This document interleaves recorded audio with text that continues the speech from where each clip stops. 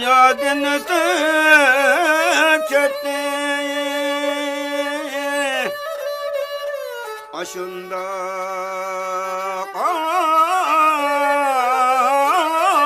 Ahmet-i Muhtar,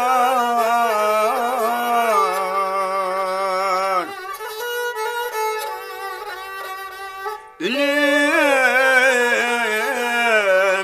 çareler yoktur.